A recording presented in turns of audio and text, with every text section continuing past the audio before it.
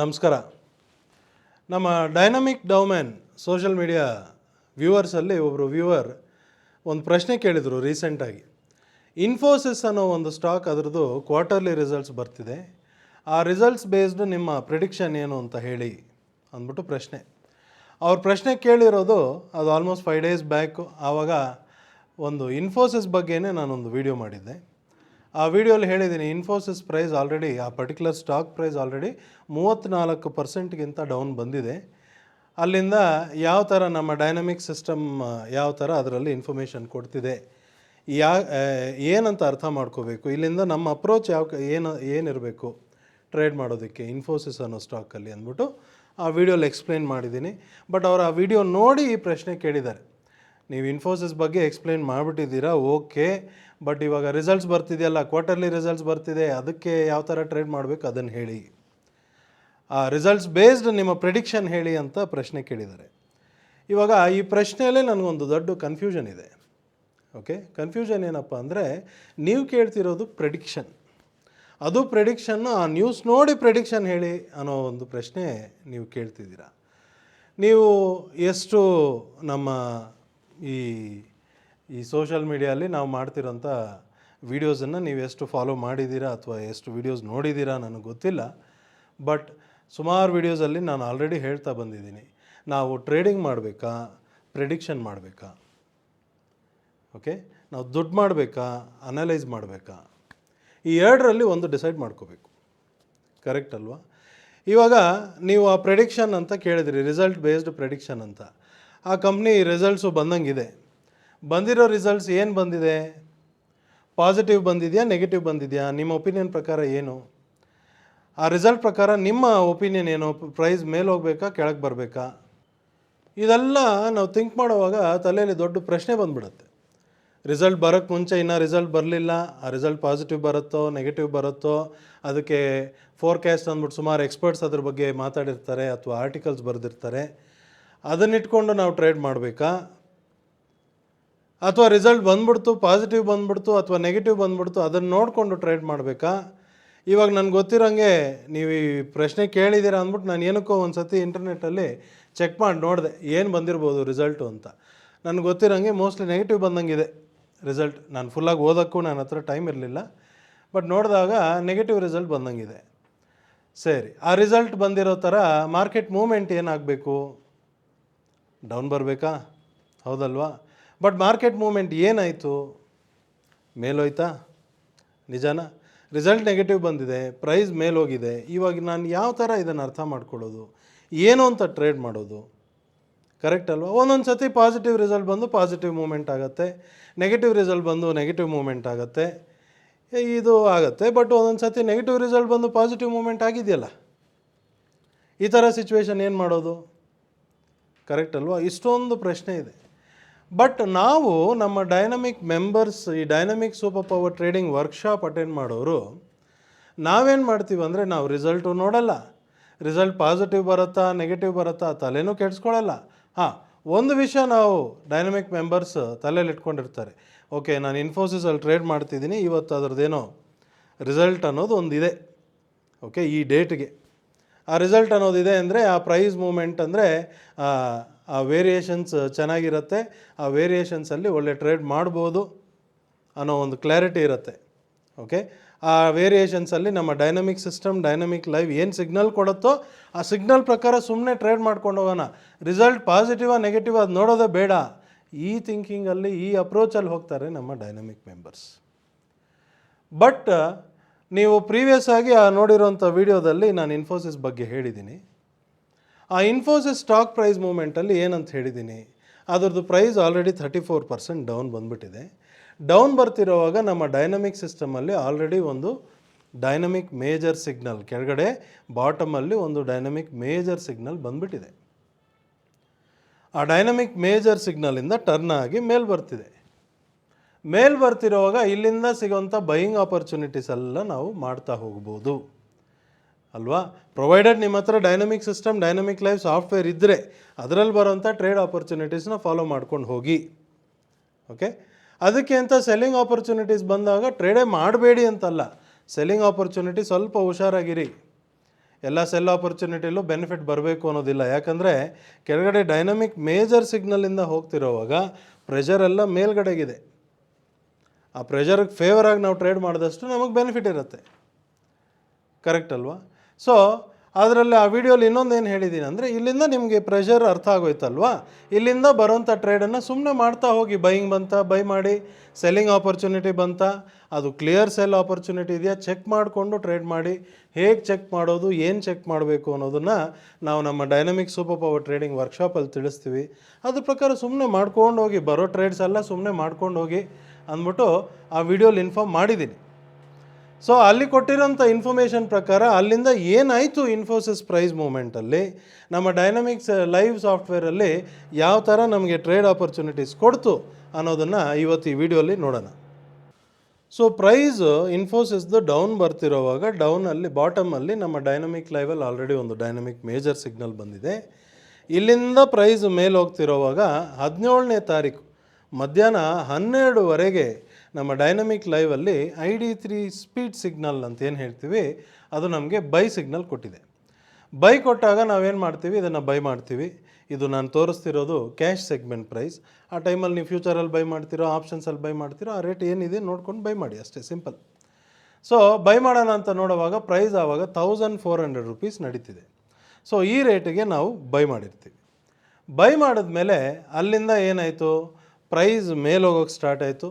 ಮೇಲೆ ಹೋಗ್ತಿರೋವಾಗ ಮಧ್ಯಾಹ್ನ 1:30 ಅಷ್ಟೊತ್ತಿಗೆ ಮೇಲ್ಗಡೆ ಡೈನಮಿಕ್ ಸಿಗ್ನಲ್ ಅಂದರೆ ಡೈನಮಿಕ್ ಲೈವಲ್ಲಿ ID3ಅಲ್ಲಿ ಲಾಂಗ್ ಸಿಗ್ನಲ್ ಒಂದು ಅಡ್ಡ ಬಂದಿದೆ. ಮೇಲ್ಗಡೆ ಒಂದು ಜಿಗ್ಜ್ಯಾಗು ಬಂದಿದೆ. ಪ್ರೈಸ್ ಇಲ್ಲಿಂದ ಟರ್ನ್ ಆಗ್ಬೋದು, ಹುಷಾರಾಗಿರಿ ಅಂತ. ನಾವೇನು ಮಾಡ್ತೀವಿ, ನಮ್ಮ ಡೈನಮಿಕ್ ಮೆಂಬರ್ಸು ಒಂದು ಸತಿ ಪ್ರಾಫಿಟ್ ಬುಕ್ ಮಾಡೋಣ ಅಂತ ಪೊಸಿಷನ್ ಎಕ್ಸಿಟ್ ಮಾಡಿಬಿಡ್ತಾರೆ. ಎಕ್ಸಿಟ್ ಮಾಡಿದ್ರೆ ಪ್ರೈಸ್ ಬಂದು 1413.50 ಈ ರೇಟಿಗೆ ಎಕ್ಸಿಟ್ ಮಾಡಿರ್ತಾರೆ. ಸೊ ಈ ಟ್ರೇಡಲ್ಲಿ ನಮ್ಗೆ ಆಲ್ಮೋಸ್ಟ್ ಒಂದು 13 ಪಾಯಿಂಟ್ಸ್ ಬೆನಿಫಿಟ್ ಸಿಕ್ಕಿದೆಯಾ. ಇವಾಗ ಈ ಟ್ರೇಡ್ ಮಾಡೋಕ್ಕೆ ಮುಂಚೆ ಅಲ್ಲಿ ಬಂದಿರೋಂಥ ಬೈಯಿಂಗ್ ಆಪರ್ಚುನಿಟಿ ಬೈ ಮಾಡೋಕ್ಕೆ ಮುಂಚೆ ನಮ್ಗೆ ಆಲ್ರೆಡಿ ಕ್ಲಾರಿಟಿ ಇದೆ. ಕೆಳಗಡೆ ಡೈನಮಿಕ್ ಮೇಜರ್ ಸಿಗ್ನಲಿಂದ ಮೇಲೆ ಬರ್ತಿದೆ, ಸ್ಟ್ರೆಂತ್ ಇದೆ, ಪ್ರೆಷರ್ ಅಪ್ವರ್ಡ್ ಇದೆ. ಅದಕ್ಕೆ ಫೇವರಾಗಿ ಬರೋಂಥ ಆಪರ್ಚುನಿಟೀಸ್ ಎಲ್ಲ ಮಾಡೋಣ ಅಂತ ನಾವು ಮೊದಲೇ ಪ್ಲ್ಯಾನ್ ಮಾಡಿ ವಿಡಿಯೋನೂ ಮಾಡಿ ನಿಮ್ಮ ತನಕ ತಲುಪಿಸಿ ಕೂತಿದ್ದೀವಿ. ಅದಾದಮೇಲೆ ಬಂದಿರೋಂಥ ಬೈಯಿಂಗ್ ಆಪರ್ಚುನಿಟಿ ಇದು. ಓಕೆ, ಸೊ ಒಂದು ಟ್ರೇಡ್ ಇಲ್ಲಿಗೆ ಮುಗೀತು. ಮತ್ತು ಅಲ್ಲಿಂದ ಪ್ರೈಸ್ ನಿಧಾನಕ್ಕೆ ಮೇಲೆ ಹೋಗೋಕ್ಕೆ ಸ್ಟಾರ್ಟ್ ಆಯಿತು. ಮೇಲೆ ಹೋಗ್ತಿರೋವಾಗ 21ನೇ ತಾರೀಕು ಬೆಳಗ್ಗೆ 9:55ಗೆಲ್ಲ ನಮ್ಮ ಡೈನಮಿಕ್ ಲೈವಲ್ಲಿ ಇಂಟ್ರಾ ವೀಕ್ ಆ್ಯಕ್ಷನ್ ಇನ್ಫಾರ್ಮೇಷನ್ ಅಂದರೆ ಇಂಟ್ರಾ ವೀಕಲ್ಲಿ ಬೈ ಸಿಗ್ನಲ್ ಬಂತು. ಬೈ ಸಿಗ್ನಲ್ ಬಂದಾಗ ಬೈ ಮಾಡೋಣ ಅಂತ ನೋಡಿದ್ರೆ ಅದರದ್ದು ಆ್ಯಕ್ಷನ್ ಇನ್ಫಾರ್ಮೇಷನಲ್ಲಿ buy signal wait and buy ಅಂತ ಹೇಳ್ತಿದೆ. ಬೈ ಸಿಗ್ನಲ್ ಬಂದಿದೆ, ಬಟ್ ನೀವು ಸ್ವಲ್ಪ ವೆಯ್ಟ್ ಮಾಡಿ, ಬೈ ಮಾಡಬೇಡಿ ಅಂತ ಹೇಳ್ತಿದೆ. ಸೊ ನಾವೇನು ಮಾಡ್ತೀವಿ, ನಮ್ಮ ಡೈನಮಿಕ್ ಮೆಂಬರ್ಸ್ ಅಲ್ಲಿ ಬೈ ಮಾಡೋದಿಲ್ಲ, ಸುಮ್ಮನೆ ಕೂತ್ಕೊತಾರೆ. ಸರಿ ಬೈ ಮಾಡಲ್ಲ ಅಂದರೆ ಸೆಲ್ ಮಾಡಿ. ಏನಕ್ಕೆ ಬೈ ಮಾಡಬಾರ್ದು ಅಂದರೆ ಪ್ರೈಸ್ ಡೌನ್ ಹೋಗೋಂಥ ಚಾನ್ಸಸ್ ಇದೆ, ಹೋಗಲಿ ಸೆಲ್ ಮಾಡಿ. ಈ ಆ್ಯಂಗಲಲ್ಲಿ ಥಿಂಕ್ ಮಾಡಿದ್ರೆ ಅದನ್ನು ನಮ್ಮ ಡೈನಮಿಕ್ ಮೆಂಬರ್ಸ್ ಮಾಡಿರಲ್ಲ. ಏನಕ್ಕೆ ಹೇಳಿ, ನಾವು ಆಲ್ರೆಡಿ ನೋಡಿದ್ದೀವಿ, ಕೆಳಗಡೆ ಡೈನಮಿಕ್ ಮೇಜರ್ ಸಿಗ್ನಲಿಂದ ಬರ್ತಿದೆ. ಅದು ಸುಮ್ಮನೆ ಡೌನ್ ಬರೋ ಥರ ಬಂದು ತಿರ್ಗಾ ಮೇಲೆ ಹೋಗ್ಬಿಟ್ರೆ ಸ್ವಲ್ಪ ಸಮಾಧಾನವಾಗಿ ಟ್ರೇಡ್ ಮಾಡೋಣ. ನಮ್ಮ ಪ್ರೆಷರ್ಗೆ ಫೇವರಾಗಿ ಸಿಗಲಿ, ಆರಾಮಾಗಿ ಮಾಡೋಣ, ತೊಂದರೆನೇ ಇಲ್ಲ. ಆಪೋಸಿಟಲ್ಲಿ ಬರೋವಾಗ ಸ್ವಲ್ಪ ಹುಷಾರಾಗಿರೋಣ. ಇದು ಆಲ್ರೆಡಿ ಪ್ಲ್ಯಾನ್ ಇದೆ, ಕ್ಲಾರಿಟಿ ಇದೆ. ಕರೆಕ್ಟ್ ಅಲ್ವಾ?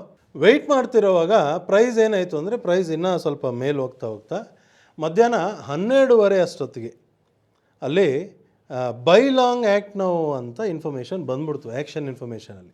ಅದು ವೆಯ್ಟ್ ಆ್ಯಂಡ್ ಬೈ ಅಂತ ಹೇಳಿದ್ದು ಇವಾಗ ಚೇಂಜ್ ಆಯಿತು. ಇವಾಗ ಬೈ ಮಾಡಿ ಬೇಕಾರೆ. ಬೈ ಮಾಡೋಣ ಅಂತ ನೋಡಿದ್ರೆ 1467.3 ಈ ರೇಟಿಗೆ ನಾವು ಬೈ ಮಾಡ್ಬೋದಾಗಿತ್ತು. ಬೈ ಮಾಡಿದ್ಮೇಲೆ ಏನಾಯಿತು ಅಂದರೆ ಅಲ್ಲಿಂದ ಪ್ರೈಸ್ ಮೇಲೆ ಹೋಗುತ್ತೆ, ಹೈ ಮಾಡುತ್ತೆ. ಮಾಡ್ತಿರೋವಾಗ ಮೇಲ್ಗಡೆ ಡೈನಮಿಕ್ ಲೈವಲ್ಲಿ ಒಂದು ಡೈನಮಿಕ್ ಸಿಗ್ನಲ್ ಟಾಪಲ್ಲಿ ಒಂದು ಬಂದಿದೆ. ಈ ಸಿಗ್ನಲ್ ಏನು ಹೇಳ್ತಿದೆ ಅಂದರೆ ಈ ಜಾಗದಲ್ಲಿ ಸ್ವಲ್ಪ ಹುಷಾರು, ಪ್ರೈಸ್ ಟರ್ನ್ ಆಗಬಹುದು, ಹುಷಾರಾಗಿರಿ. ನಾವು ಆಲ್ರೆಡಿ ಬೈ ಮಾಡಿ ಒಂದು 7-8 ಪಾಯಿಂಟ್ ಪ್ರೈಸ್ ಇನ್ಕ್ರೀಸ್ ಆಗಿಬಿಟ್ಟಿದೆ. ಇನ್ಕ್ರೀಸ್ ಆಗ್ತಿರುವಾಗ ಮೇಲ್ಗಡೆ ಡೈನಮಿಕ್ ಸಿಗ್ನಲ್ ಬಂದಿದೆ ಅಂದರೆ ಎಸ್ಪೆಷಲಿ ಆಪ್ಷನ್ಸಲ್ಲಿ ಟ್ರೇಡ್ ಮಾಡೋರು ಏನು ಮಾಡ್ತಾರೆ, ಪ್ರಾಫಿಟ್ನ ಲಾಕ್ ಮಾಡ್ಕೊಂಡ್ಬಿಡ್ತಾರೆ. ಫಸ್ಟು ಪ್ರಾಫಿಟ್ನ ಲಾಕ್ ಮಾಡ್ತಾರೆ. ಅದು ಹೇಗೆ ಲಾಕ್ ಮಾಡೋದು ಆಪ್ಷನ್ಸಲ್ಲಿ ಅನ್ನೋ ಡೀಟೇಲ್ಸೆಲ್ಲ ನಾವು ಟ್ರೈನಿಂಗ್ ವರ್ಕ್ಶಾಪಲ್ಲಿ ತಿಳಿಸ್ತೀವಿ. ಲಾಕ್ ಮಾಡೋದಲ್ಲದೆ ಇಲ್ಲಿಂದ ಪ್ರೈಸ್ ಟರ್ನ್ ಆಗಕ್ಕೆ ಹೋಯ್ತು ಅಂದರೆ ಬೇಗ ಎಕ್ಸಿಟ್ ಮಾಡೋಣ, ಎಕ್ಸಿಟ್ ಮಾತ್ರ ಅಲ್ಲ ಎಕ್ಸಿಟನ್ನು ರಿವರ್ಸು ಮಾಡೋಣ ಅಂತ ಕಾದಿರ್ತಾರೆ. ಕಾಯ್ತಿರೋವಾಗ ಅಲ್ಲಿಂದ ಪ್ರೈಸ್ ನಿಧಾನಕ್ಕೆ ಡೌನ್ ಬರೋಕ್ಕೆ ಸ್ಟಾರ್ಟ್ ಆಯಿತು. ಬರ್ತಿರೋವಾಗ ಮಧ್ಯಾಹ್ನ 3:15 ಈ ಟೈಮಿಗೆ ನಮ್ಮ ಡೈನಮಿಕ್ ಲೈವಲ್ಲಿ ID1 ಅನ್ನೋ ಒಂದು ಚಾರ್ಟ್ ಏನಿದೆ ಅದರಲ್ಲಿ ಸೆಲ್ ಸಿಗ್ನಲ್ ಕನ್ಫರ್ಮ್ ಆಗೋಯಿತು. ಸೆಲ್ ಸಿಗ್ನಲ್ ಕನ್ಫರ್ಮ್ ಆಗೋಯಿತು. ಮೇಲ್ಗಡೆ ಡೈನಮಿಕ್ ಸಿಗ್ನಲ್ ಇದೆ, ಅಲ್ಲಿಂದ ಡೌನ್ ಬಂದು ಇನ್ನೊಂದು ಸೆಲ್ ಸಿಗ್ನಲ್ ಕನ್ಫರ್ಮೇಷನು ಕೊಟ್ಬಿಟ್ಟಿದೆ. ಇವಾಗ ನಾರ್ಮಲಿ ನಾವೇನು ಮಾಡ್ತೀವಿ ಅಂದರೆ ಲಾಂಗ್ ಎಕ್ಸಿಟ್ ಮಾಡಿ ಶಾರ್ಟ್ ಪೊಸಿಷನ್ ತೊಗೊತೀವಿ. ಸರಿ, ಲಾಂಗ್ ಎಕ್ಸಿಟ್ ಮಾಡಿ ಶಾರ್ಟ್ ಪೊಸಿಷನ್ ತೊಗೊಳ್ಳೋಣ ಅಂದರೆ ಪ್ರೈಸ್ ಬಂದ್ಬಿಟ್ಟು 1450 ನಡೀತಿರೋದು. ಸೊ ನಾನು ಫ್ಯೂಚರ್ಸಲ್ಲಿ 1467 ಎಂಟ್ರಿ ತೊಗೊಂಡು ಬೈ ಮಾಡಿ 450ಗೆ ಎಕ್ಸಿಟ್ ಮಾಡ್ತಾ ಇದ್ದೀನಿ ಅಂದರೆ 17 ಪಾಯಿಂಟ್ ಮೈನಸ್. ಏನಪ್ಪ ಮೈನಸ್ ಆಗೋಯ್ತಲ್ಲ ಅಂತ ನೀವು ಯೋಚನೆ ಮಾಡ್ತಿರ್ಬೋದು. ನಾವು ನಮ್ಮ ಡೈನಮಿಕ್ ಮೆಂಬರ್ಸ್ ಎಲ್ಲ ಆ ಥರ ತಲೆ ಕೆಡ್ಸ್ಕೊಳ್ಳಲ್ಲ. ಸುಮ್ಮನೆ ಬಂದಿದ್ದು ಟ್ರೇಡ್ ಮಾಡ್ಕೊಂಡು ಹೋಗೋಣ, ಟೆನ್ಷನ್ ಇಲ್ಲದೆ ರಿಲ್ಯಾಕ್ಸ್ಡಾಗಿ ಟ್ರೇಡ್ ಮಾಡೋಣ. ಅದು ಮಾಡೋದಕ್ಕೆ ಕೈಯಲ್ಲಿ ಕ್ಯಾಪಿಟಲ್ ಇಟ್ಕೊಂಡು ಈ ಟ್ರೇಡ್ ತೊಗೊಂಡೆ ಅನ್ನೋದು ತುಂಬ ಇಂಪಾರ್ಟೆಂಟ್. ಅದನ್ನು ನಾವು ಟ್ರೈನಿಂಗಲ್ಲಿ ತುಂಬ ಕ್ಲಾರಿಟಿಯಿಂದ ಹೇಳ್ಬಿಟ್ಟಿರ್ತೀವಿ, ಇಷ್ಟಿದ್ರೇ ಟ್ರೇಡ್ ಮಾಡಬೇಕು, ಇಲ್ಲಾಂದರೆ ನೋ ಟ್ರೇಡಿಂಗ್. ಫ್ಯೂಚರ್ಸಲ್ಲಿ ಆಪ್ಷನ್ಸಲ್ಲಿ ನಿಮ್ಮ ಹತ್ರ ಎಷ್ಟಿದೆ ಅದರಲ್ಲಿ ಎಷ್ಟು ಯೂಸ್ ಮಾಡಬೇಕು ಒಂದು ಟ್ರೇಡ್ಗೆ ತುಂಬ ಸ್ಟ್ರಿಕ್ಟಾಗಿ ಹೇಳ್ತೀವಿ. ಅದನ್ನು ಫಾಲೋ ಮಾಡಿದ್ರೇ ರಿಲ್ಯಾಕ್ಸ್ಡಾಗಿ ಮಾಡ್ಕೊಂಡು ಹೋಗೋಕ್ಕಾಗೋದು. ಸುಮ್ಮನೆ ನನ್ನ ಹತ್ರನೂ ದುಡ್ಡಿದೆ, ನನಗೆ ಗೊತ್ತಿವಾಗ ಮೇಲೆ ಹೋಗುತ್ತೆ ಅಂತ ಇರೋ ಬರೋ ಕ್ವಾಂಟಿಟಿ ಎಲ್ಲ ತೊಗೊಂಬಿಟ್ರೆ ಆವಾಗ ಸುಮ್ಮನೆ ಕೂತಿರೋಕ್ಕಾಗಲ್ಲ. ಓಕೆ, ನಿಂತ್ಕೊಳ್ಳೋಕ್ಕೂ ಆಗಲ್ಲ, ಉಸಿರಾಡೋಕ್ಕೂ ಆಗಲ್ಲ, ಮಲಗೋಕ್ಕೂ ಆಗಲ್ಲ, ಆ ಕಂಡೀಷನ್ ಆಗಿಬಿಡುತ್ತೆ. ಆ ಥರ ಟ್ರೇಡಿಂಗ್ ಬೇಡ ನಮಗೆ. ಓಕೆ, ಸೊ 1450ಗೆ 21ನೇ ತಾರೀಕೆ ಲಾಂಗ್ ಎಕ್ಸಿಟ್ ಮಾಡಿ ಶಾರ್ಟ್ ಪೊಸಿಷನ್ ತೊಗೊಂಡಿರ್ತೀವಿ. ಅಲ್ಲಿಂದ ನೆಕ್ಸ್ಟ್ ಡೇ ಏನಪ್ಪ ಆಯಿತು ಅಂದರೆ ನೆಟ್ಗೆ ಓಪನಿಂಗಲ್ಲೇ ಗ್ಯಾಪ್ ಡೌನ್. ಇವಾಗ ಗ್ಯಾಪ್ ಡೌನ್ ಆಗ್ತಾನೆ ಇವಾಗ ಸ್ವಲ್ಪ ಜನ ಅಂದ್ಕೊಂಡ್ಬಿಟ್ಟಿರ್ತಾರೆ, ಓಕೆ ಅದು ರಿಸಲ್ಟ್ ನೆಗೆಟಿವ್ ರಿಸಲ್ಟ್ ಬಂದಿತ್ತಲ್ವ, ಮೇ ಬಿ ಅದ್ರದ್ದು ಇಂಪ್ಯಾಕ್ಟ್ ಇವಾಗ ಬರ್ತಿದೆ ಅಂತ ಅಂದ್ಕೊಂಡಿರ್ತಾರೆ. ಈ ಥಿಂಕಿಂಗೇ ಪ್ರಾಬ್ಲಮ್ ಇಲ್ಲಿ. ನಾವು ಅಷ್ಟು ಕ್ಲಾರಿಟಿಯಿಂದ ಕೂತಿದ್ವಿ, ಫೋರ್ಸ್ ಎಲ್ಲ ಅಪ್ಪಿದೆ, ಅಪ್ ಡೈರೆಕ್ಷನಲ್ಲಿ ಬೈಯಿಂಗ್ ಆಪರ್ಚುನಿಟಿ ಸಿಕ್ಕಿದೆಲ್ಲ ಮಾಡ್ತಾ ಇರಬೇಕು. ಓಕೆ, ಸೆಲ್ಲಿಂಗ್ ಆಪರ್ಚುನಿಟಿಲಿ ಹುಷಾರಾಗಿರಿ ಅಂತ ಮೊದಲಿಂದಾನೇ ನಾನು ಹೇಳ್ಕೊಂಬರ್ತಿದ್ದೀನಿ. ಪ್ರೀವಿಯಸ್ ವೀಡಿಯೋ ನೀವು ನೋಡಿದ್ರೆ ಅದರಲ್ಲೂ ಹೇಳಿದ್ದೀನಿ. ಸೊ ಗ್ಯಾಪ್ ಡೌನ್ ಆಯಿತು. ಗ್ಯಾಪ್ ಡೌನ್ ಆದಾಗ ಕೆಳಗಡೆ ನಮ್ಮ ಡೈನಮಿಕ್ ಲೈವಲ್ಲಿ ID3ಅಲ್ಲಿ ಲಾಂಗ್ ಸಿಗ್ನಲ್ ಒಂದು ಸಿಗ್ನಲ್ ಬಂದಿದೆ. ಇಲ್ಲಿಂದ ಪ್ರೈಸ್ ಟರ್ನ್ ಆಗಬಹುದು ಅಂತ ಅರ್ಥ. ಬೆಳಗ್ಗೆ 9ವರೆಗೆ ಬಂದ್ಬಿಡ್ತದು. ಗ್ಯಾಪ್ ಡೌನ್ ಆಗಿ ಬೆಳಗ್ಗೆ 9ವರೆಗೆ ಅಂದರೆ ಮಾರ್ಕೆಟ್ ಓಪನ್ ಆಗಿ 15 ನಿಮಿಷದಲ್ಲೇ ಕೆಳಗಡೆ ಸಿಗ್ನಲ್ ಕೊಟ್ಬಿಡ್ತು, ಇಲ್ಲಿಂದ ಟರ್ನ್ ಆಗೋ ಥರ ಇದೆ, ರೆಡಿ ಆಗಿಬಿಟ್ಟಿದೆ, ನೀವು ರೆಡಿಯಾಗಿ ಅಂತ. ಸೊ ನಮ್ಮ ಡೈನಮಿಕ್ ಮೆಂಬರ್ಸ್ ಏನಪ್ಪ ಮಾಡ್ತಾರೆ ಅಂದರೆ ಫಸ್ಟು ಶಾರ್ಟ್ ಪೊಸಿಷನ್ ಎಕ್ಸಿಟ್ ಮಾಡೋಣ. ಏನಕ್ಕೆ ಹೇಳಿ, ನಾವು ತೊಗೊಂಡಿರೋದೇ ಆ ಪ್ರೆಷರ್ಗೆ ಆಪೋಸಿಟಲ್ಲಿ ಬಂದಿದ್ದ ಪ್ರಾಫಿಟ್ ತೊಗೋತಾ ಇರಬೇಕು, ತುಂಬ ಹೊತ್ತು ಕಾಯಬಾರ್ದು ಆಪೋಸಿಟಲ್ಲಿ ಹೋಗೋವಾಗ. ಸರಿ, ಎಕ್ಸಿಟ್ ಮಾಡೋಣ ಅಂತ ನೋಡಿದ್ರೆ 1424 ಈ ರೇಂಜಲ್ಲಿ ಶಾರ್ಟ್ನ ಎಕ್ಸಿಟ್ ಮಾಡಿರ್ತೀವಿ. ಇಲ್ಲಿಂದ ಟರ್ನ್ ಆಗತ್ತೆ ಅಂತ ಬೇರೆ ಹೇಳ್ತಿದೆ. ಜೊತೇಲಿ ಆ ಇಂಟ್ರಾ ವೀಕ್ ಲಾಂಗ್ ಸಿಗ್ನಲ್ ನೋಡಿದ್ರೆ ಇನ್ನು ಬೈಯಲ್ಲೇ ಇದೆ, ಅದು ಇನ್ನೂ ಲಾಂಗ್ ಹೋಲ್ಡೇ ಹೇಳ್ತಿದೆ. ಆ ಕಡೆ ID3 ಲಾಂಗ್ ಸಿಗ್ನಲ್ ನೋಡಿದ್ರೆ ಅದು ಬೈಯಲ್ಲೇ ಇದೆ. ಕೆಳಗಡೆ ಬೇರೆ ಡೈನಮಿಕ್ ಮೇಜರ್ ಸಿಗ್ನಲಿಂದ ಬರ್ತಿರೋದ್ರಿಂದ ಪ್ರೆಷರ್ ಎಲ್ಲ ಅಪ್ಪಗಿದೆ. ಇಷ್ಟೆಲ್ಲ ಗೊತ್ತಿರೋವಾಗ ಅಲ್ಲಿ ಬರೀ ಎಕ್ಸಿಟ್ ಮಾಡಿಬಿಟ್ಟು ಸುಮ್ಮನೆ ಕೂತಿರ್ತೀವ, ಅಲ್ಲೇ ಬೈ ಮಾಡಿ. ಅಂದರೆ 1424 ರೇಂಜಲ್ಲೇ ಲಾಂಗ್ ಪೊಸಿಷನ್ ತೊಗೊಂಬಿಟ್ಟಿರ್ತೀವಿ. ಅದು 1421 ರೇಂಜ್ ಏನೋ ಲೋ ಬಂದಿದೆ, 424 ಹತ್ರ ನಾವು ಬೈ ಮಾಡ್ಕೊಂಡಿರ್ತೀವಿ. ಬೈ ಮಾಡಿದ್ಮೇಲೆ ಏನಾಯಿತು, ಅಲ್ಲಿಂದ ನೆಕ್ಸ್ಟ್ ಡೇ ಮತ್ತೆ ಗ್ಯಾಪ್ ಅಪ್. ನೋಡಿ, ಒಂದು ದಿವಸ ಗ್ಯಾಪ್ ಡೌನ್, ಇನ್ನೊಂದು ದಿವಸ ಗ್ಯಾಪ್ ಅಪ್. ಗ್ಯಾಪ್ ಅಪ್ ಆಗಿ ಪ್ರೈಸ್ ಮೇಲೆ ಹೋಗ್ತಿರುವಾಗ ಬೆಳಗ್ಗೆ 9:55ಗೆಲ್ಲ ನಮ್ಮ ಡೈನಮಿಕ್ ಲೈವಲ್ಲಿ ಇಂಟ್ರಾ ವೀಕಲ್ಲಿ ಮೇಲ್ಗಡೆ ಒಂದು ಝಿಗ್ಝ್ಯಾಗ್ ಸಿಗ್ನಲ್ ಬಂದ್ಬಿಡ್ತು. ಓಕೆ, ಸೊ ಇದ್ರನ್ನ ನೋಡಿಕೊಂಡು ಏನು ಮಾಡಿರ್ತಾರೆ ಅಂದರೆ ಫಸ್ಟು ಇರೋ ಪ್ರಾಫಿಟ್ ಬುಕ್ ಮಾಡ್ಕೊಂಬಿಡೋಣ. ಇದು ಇಲ್ಲಿಂದ ಸೈಡ್ ವೇಸ್ ಅಂದರೆ ಅಪ್ ಡೌನ್ ಮಾಡ್ತಿದ್ರೆ ಸುಮ್ಮನೆ ಕೂತ್ಕೊಂಡು ಏನು ಮಾಡೋದು, ಫಸ್ಟ್ ಎಕ್ಸಿಟ್ ಮಾಡ್ಕೊಂಬಿಡೋಣ. ಓಕೆ, ಎಕ್ಸಿಟ್ ಮಾಡ್ಕೊಂಬಿಡೋಣ. ಆಪ್ಷನ್ಸಲ್ಲಿರೋರು ಅಷ್ಟೇ ಶಿಫ್ಟ್ ಓವರ್ ಮಾಡಿ ಎಕ್ಸಿಟ್ ಮಾಡ್ಕೊಂಬಿಟ್ಟಿರ್ತಾರೆ. ಎಸ್ಪೆಷಲಿ ಆಪ್ಷನ್ಸಲ್ಲಿರೋರು ಬೇಗ ಎಕ್ಸಿಟ್ ಮಾಡ್ತಾರೆ, ಯಾಕಂದರೆ ಸೈಡ್ ವೇಸ್ ಅಂತ ಹೇಳ್ತಿದೆಯಲ್ಲ. ಸುಮ್ಮನೆ ಕೂತಿದ್ರೆ ಪ್ರೀಮಿಯಮ್ ಕಡಿಮೆ ಆಗಿಬಿಡುತ್ತೆ. ಕರೆಕ್ಟ್ ಅಲ್ವಾ? ಸೊ ಪ್ರೀಮಿಯಮ್ ಕಡಿಮೆ ಆಗೋಕ್ಕೆ ಮುಂಚೆನೇ ಇಲ್ಲಿ ಸಿಗ್ನಲ್ ಇದೆ ನೋಡಿ, ಇಲ್ಲಿ ಎಕ್ಸಿಟ್ ಮಾಡ್ಕೊಳ್ಳಿ ಫಸ್ಟು ಅಂತ. ಓಕೆ, ಸೊ ಟಾಪಲ್ಲಿ ಅಲ್ಲಿ ಎಕ್ಸಿಟ್ ಮಾಡಿರ್ತೀವಿ. ಸೊ ಎಕ್ಸಿಟ್ ಮಾಡಿದ್ರೆ 1468 ರೇಂಜಲ್ಲಿ ನಾವು ಆ ಪೊಸಿಷನ್ ಎಕ್ಸಿಟ್ ಮಾಡಿರ್ತೀವಿ. ಬೈ ಮಾಡಿರೋ 1424, 468 ಅಂದರೆ ಎಷ್ಟಾಯಿತು, 44 ಪಾಯಿಂಟ್ ಹತ್ರ ಬೆನಿಫಿಟ್. ಪ್ರೀವಿಯಸ್ ಟ್ರೇಡಲ್ಲಿ ಏನಪ್ಪ 17 ಪಾಯಿಂಟ್ ಮೈನಸ್ ಆಯ್ತಲ್ಲ ಅಂತ ನೀವು ತಲೆ ಕೆಡ್ಸ್ಕೊಂಡ್ರೆ, ಇಲ್ಲಿ 44 ಪಾಯಿಂಟ್ ಬರ್ತಿದೆಯಲ್ಲ, ಅದಕ್ಕೆ ಮುಂಚೆ 13 ಪಾಯಿಂಟ್ ಬೆನಿಫಿಟ್ ಸಿಕ್ಕಿದೆಯಲ್ಲ. ಕಂಟಿನ್ಯೂಟಿ ಎಷ್ಟು ಇಂಪಾರ್ಟೆಂಟ್ ಅನ್ನೋದನ್ನು ನೋಡಿ. ಓಕೆ, ಕಂಟಿನ್ಯೂಟಿ ತುಂಬ ಇಂಪಾರ್ಟೆಂಟ್. ಇನ್ನು ಅಲ್ಲಿಂದ ಸ್ವಲ್ಪ ವೆಯ್ಟ್ ಮಾಡ್ತಿರುವಾಗ ತಿರ್ಗಾ ಪ್ರೈಸ್ ಮೇಲೆ ಹೋಗ್ತಾ ಬೆಳಗ್ಗೆ 11:55 ಅಂದರೆ ನಾನು 23ನೇ ತಾರೀಕು ಹೇಳ್ತಾ ಇದ್ದೀನಿ, 11:55ಗೆ ಮತ್ತೆ ಜಿಗ್ಜ್ಯಾಗ್ ಬ್ರೇಕ್ಔಟ್. ಆ ಜಿಗ್ಜ್ಯಾಗ್ ಬಂದಿತ್ತಲ್ಲ ಅದನ್ನು ಬ್ರೇಕ್ ಆಗಿದೆ, ಜಿಗ್ಜ್ಯಾಗ್ ಬ್ರೇಕ್ ಆಗಿದೆ, ಇಲ್ಲಿಂದ ಫರ್ದರ್ ಅಪ್ ಮೂವ್ಮೆಂಟ್ ಆಗ್ಬೋದು ಅನ್ನೋ ಒಂದು ಇನ್ಫಾರ್ಮೇಷನ್. ಸರಿ, ಅಲ್ಲಿಗೆ ತಿರ್ಗಾ ಬೈ ಮಾಡಿರ್ತೀವಿ 1481 ಚೇಂಜ್ಗೆ ನಾವು ಬೈ ಮಾಡಿರ್ತೀವಿ. ಬೈ ಮಾಡಿದ್ಮೇಲೆ ಅದು 486 87 ರೇಂಜ್ಗೇನೋ ಹೋಗಿ ಅಲ್ಲಿಂದ 474 ಆ ರೇಂಜಿಗೆ ಬಂದಿದೆ. ಸೊ ಅಲ್ಲಿ ಬಂದಿದ್ರೂ ನಾವು ಬೈ ಹೋಲ್ಡಲ್ಲೇ ಇದ್ದೀವಿ, ಯಾಕಂದರೆ ಎಕ್ಸಿಟ್ ಸಿಗ್ನಲ್ ಏನೂ ಬಂದಿಲ್ಲ, ಆರಾಮಾಗಿ ಕೂತಿದ್ದೀವಿ.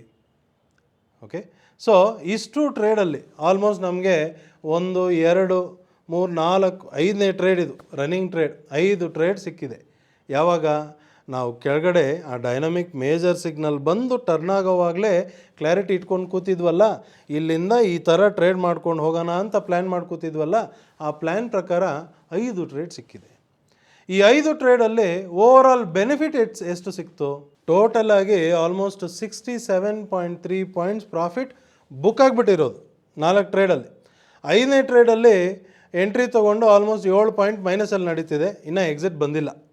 ಸೊ ಬುಕ್ ಆಗಿರೋಂಥ ಪ್ರಾಫಿಟ್ಟು ಇವಾಗ ಹೋಲ್ಡಿಂಗಲ್ಲಿ 7 ಪಾಯಿಂಟ್ ಮೈನಸ್ ಎಲ್ಲ ತೆಗೆದುಬಿಟ್ಟು 60 ಪಾಯಿಂಟ್ ಕೈಯಲ್ಲಿರುತ್ತಾ? 60 ಪಾಯಿಂಟ್ ಬೆನಿಫಿಟ್ಟು ಇನ್ಫೋಸಿಸ್ ಅನ್ನೋ ಒಂದು ಸ್ಟಾಕಲ್ಲಿ ಅಂದರೆ 400 ಲಾಟ್ ಸೈಜ್. 400 ಲಾಟ್ ಸೈಜ್ಗೆ 60 ಪಾಯಿಂಟ್ ಅಂದರೆ ಎಷ್ಟಾಯಿತು ಲೆಕ್ಕ ಮಾಡಿ? 24,000 ಬೆನಿಫಿಟ್ ಒಂದು ಸಿಂಗಲ್ ಲಾಟಲ್ಲಿ ನಾನು ಹೇಳ್ತಿರೋದು.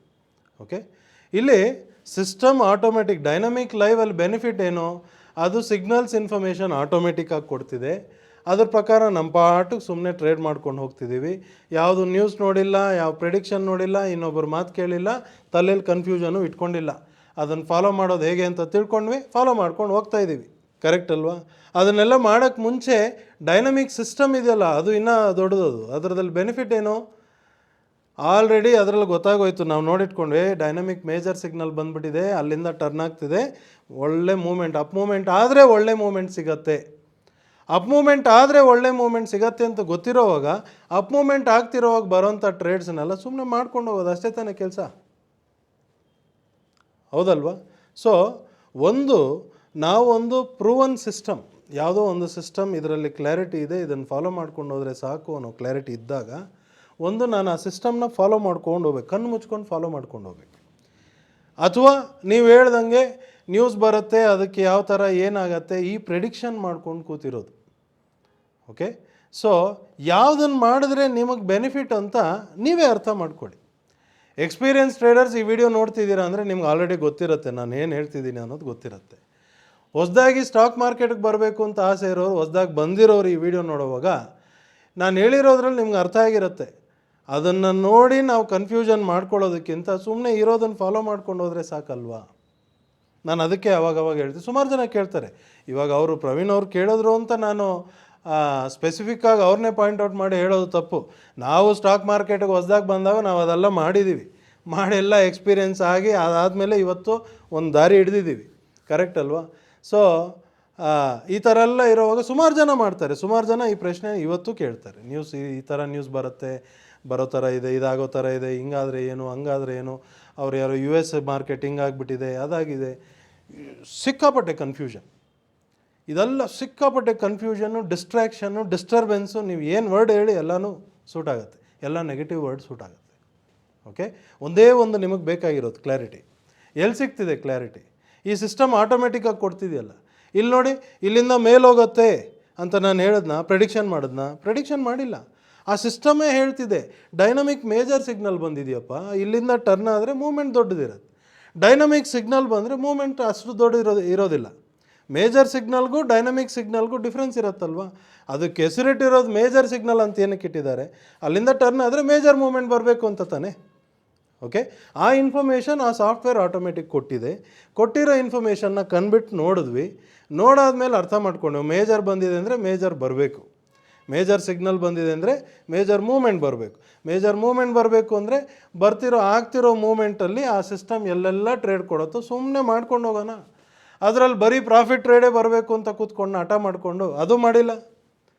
ಸುಮ್ಮನೆ ಟ್ರೇಡ್ ಮಾಡೋಣ, ಏನಾಗತ್ತೆ ನೋಡೋಣ, ಸುಮ್ಮನೆ ಸೈಲೆಂಟಾಗಿ ಮಾಡ್ಕೊಂಡು ಹೋಗೋಣ ಅಂದರೆ ಅದರಲ್ಲಿ ಒಂದು ಪ್ರಾಫಿಟ್ ಟ್ರೇಡ್ ಕೊಡ್ತು 13 ಪಾಯಿಂಟು, ಎರಡನೇ ಟ್ರೇಡ್ 17 ಪಾಯಿಂಟ್ ಮೈನಸ್ ಕೊಡ್ತು, ಮೂರನೇ ಟ್ರೇಡ್ 26 ಪಾಯಿಂಟ್ ಬೆನಿಫಿಟ್ ಕೊಡ್ತು, ನಾಲ್ಕನೇ ಟ್ರೇಡ್ 44 ಪಾಯಿಂಟ್ ಬೆನಿಫಿಟ್ ಕೊಡ್ತು, ಐದನೇ ಟ್ರೇಡ್ ಇವಾಗ 7 ಪಾಯಿಂಟ್ ಮೈನಸಲ್ಲಿ ನಡೀತಿದೆ. ಎಲ್ಲಿ ಎಕ್ಸಿಟ್ ಕೊಡುತ್ತೆ ಗೊತ್ತಿಲ್ಲ. ಕರೆಕ್ಟ್ ಅಲ್ವಾ? ಇವಾಗಲೂ ಏನಿದೆ ಆ ಸಿಸ್ಟಮ್ ಪ್ರಕಾರ ಇದನ್ನು ಬೈಯಿಂಗ್ ಆಪರ್ಚುನಿಟಿಲೇ ಇದೆ. ಹಂಗೂ ಪ್ರೈಸ್ ಡೌನ್ ಬಂತು ಅಂದರೆ ಡೌನ್ ಬರೋವಾಗ ಎಲ್ಲೋ ಮತ್ತೆ ಬೈಯಿಂಗ್ ಆಪರ್ಚುನಿಟಿ ಕೊಡೋಕ್ಕೆ ಬರುತ್ತೆ. ಯಾರಾದರೂ ಮೇಲ್ಗಡೆ ಮಿಸ್ ಮಾಡಿರೋರು ಇಲ್ಲಿ ಬೈ ಮಾಡ್ಕೊಳ್ಳೋದಕ್ಕೆ ರೆಡಿಯಾಗಿ ಕೂತೀರಿ ಅನ್ನೋದರ್ಥ. ನೋಡಿ, ಸಿಂಪಲ್ ಕ್ಲಾರಿಟಿ, ಯಾರು ಬೇಕಾದರೂ ಅರ್ಥ ಮಾಡ್ಕೊಳ್ಳೋಂಥ ಕ್ಲಾರಿಟಿ. ಓಕೆ, ಬಟ್ ನಾವು ಯಾವ ದಾರಿ ಹಿಡಿತೀವಿ ಬಿಗಿನಿಂಗಲ್ಲೇ, ನಾವು ಫಸ್ಟ್ ಹೆಜ್ಜೆ, ಮೊದಲನೇ ಹೆಜ್ಜೆಯಲ್ಲೇ ಯಾವ ದಾರಿ ಹಿಡಿತೀವಿ ಅನ್ನೋದು ತುಂಬ ಇಂಪಾರ್ಟೆಂಟ್. ಓಕೆ, ನಾನು ಇದನ್ನೆಲ್ಲ ತಿಳ್ಕೊಂಡು ಫಸ್ಟ್ ಅರ್ಥ ಮಾಡ್ಕೊಂಡು ಆಮೇಲೆ ನಿಮ್ಮ ದಾರಿಗೆ ಬರ್ತೀನಿ ಅಂದರೆ ಅಷ್ಟರೊಳಗೆ ನೀವು ತಲೆಯಲ್ಲಿ ಗೊಬ್ಬರ ಮಾಡ್ಕೊಂಬಿಟ್ಟಿರ್ತೀರ. ಓಕೆ, ಇಲ್ಲಿ ಬಂದು ಅದನ್ನೆಲ್ಲ ವಾಪಸ್ ಕ್ಲೀನ್ ಮಾಡಿ ಆಮೇಲೆ ಇದನ್ನು ಫಾಲೋ ಮಾಡಬೇಕು. ಡೈನಮಿಕ್ ಸಿಸ್ಟಮ್, ಡೈನಮಿಕ್ ಲೈವ್ನ ಕಷ್ಟ ಆಗುತ್ತೆ. ಏನು ಹೇಳಿ, ಕ್ಲೀನ್ ಮಾಡೋದು ಕಷ್ಟ ಆಗುತ್ತೆ. ಹೊಸದಾಗಿರೋರಿಗೆಲ್ಲ ಕ್ಲೀನ್ ಮಾಡೋ ಅವಶ್ಯಕತೆ ಇಲ್ಲ. ಏನಕ್ಕೆ ಹೇಳಿ, ಅದು ಆಲ್ರೆಡಿ ಕ್ಲೀನ್ ಆಗಿದೆ, ಏನು ತುಂಬಿಸ್ಕೊಂಡಿಲ್ಲ. ತುಂಬಿಸ್ಕೊಳ್ಳೋಕೆ ಹೋಗಬೇಡಿ. ಈ dynamic live, dynamic system follow ಮಾಡೋದಕ್ಕೆ ಬೇಡದೇ ಇರೋದೆಲ್ಲ ತುಂಬಿಸ್ಕೊಳ್ಳೋ ಅವಶ್ಯಕತೆ ಇಲ್ಲ. ಸಿಸ್ಟಮ್ ಏನು ಹೇಳ್ತಿದೆ ಫಾಲೋ ಮಾಡಬೇಕು, ಅದನ್ನು ಅರ್ಥ ಮಾಡ್ಕೊಳ್ಳಿ. ನಿಮ್ಮ ಕೈಲಾಗತ್ತಾ, ಫಾಲೋ ಮಾಡಿ, ಅಷ್ಟೇ ಕೆಲಸ. ಓಕೆ, ಸೊ ಅದಕ್ಕೆ ಹೇಳೋದು, ಟ್ರೇಡಿಂಗ್ ಮಾಡಬೇಕಾ, ಪ್ರೆಡಿಕ್ಷನ್ ಮಾಡಬೇಕಾ, ದುಡ್ಡು ಮಾಡಬೇಕಾ, ಅನಲೈಸ್ ಮಾಡಬೇಕಾ, ಡೆಸಿಷನ್ ನಿಮ್ಮ ಕೈಯಲ್ಲಿದೆ. ಓಕೆ, ಸೊ ಈ ವಿಡಿಯೋ ಮುಖಾಂತರ ನೀವು ಕೇಳಿರೋ ಪ್ರಶ್ನೆಗೆ ಕ್ಲಾರಿಟಿನೂ ಕೊಟ್ಟಿದ್ದೀನಿ. ನೀವು ಕೇಳಿರೋ ಪ್ರಶ್ನೆ, ಆ ಪ್ರಶ್ನೆ ಮುಂಚೆನೇ ವೀಡಿಯೋಲ್ಲಿ ಆಲ್ರೆಡಿ ತೋರಿಸ್ಬಿಟ್ಟಿದ್ದೀನಿ ಆ ಸಿಸ್ಟಮ್ ಏನು ಹೇಳಿದೆ ಅಂತ. ಓಕೆ, ಐ ಹೋಪ್ ನಿಮಗೆ ಇಷ್ಟರಲ್ಲೇ ಮಾರ್ಕೆಟ್ ಮೂವ್ಮೆಂಟ್ ಬಗ್ಗೆ ಒಂದು ಕ್ಲಾರಿಟಿ ಸಿಕ್ಕಿರಬೇಕು ಅಲ್ವಾ. ನಮಸ್ಕಾರ.